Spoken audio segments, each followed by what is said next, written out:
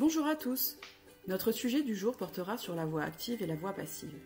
Dans un premier temps, nous identifierons la voix active, puis la voix passive. Ensuite, nous verrons comment les reconnaître, et enfin, nous verrons comment les transposer d'une voix à l'autre. À la voix active, c'est le sujet qui fait l'action. À la voix passive, le sujet subit l'action.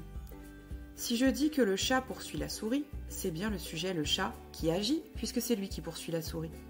On va donc poser la question, est-ce que c'est qui Ici, est-ce que c'est le chat qui poursuit?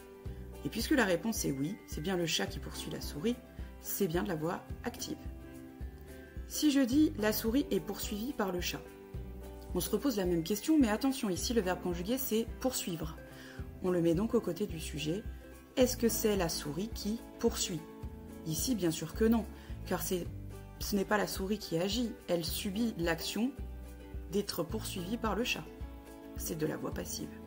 Attention, si vous dites que c'est la souris qui agit, vous la mettez dans la position où c'est elle qui poursuit le chat.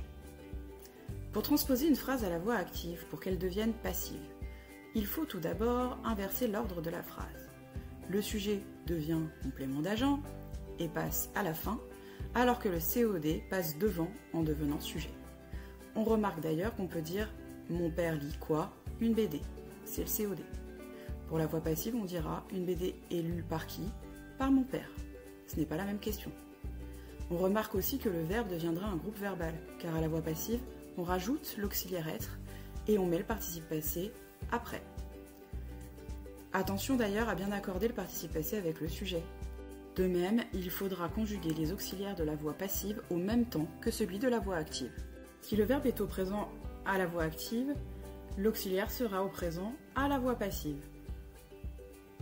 Si le verbe est à l'imparfait à la voix active, l'auxiliaire sera à l'imparfait à la voix passive. Si le verbe est au passé simple à la voix active, l'auxiliaire doit être au passé simple à la voix passive. Et enfin, si le verbe est au futur, l'auxiliaire sera au futur. Il est important de savoir conjuguer le verbe être afin de passer de la voix active à la voix passive. Ça doit être su par cœur. Et bien évidemment, pour repasser de la voix passive à la voix active, il suffit de faire tout en marche arrière, en inversant une fois de plus les éléments de la phrase.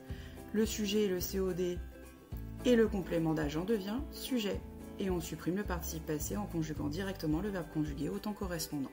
Mais pour cela, il faut s'exercer. Alors c'est à vous de jouer. Created using Powtoon.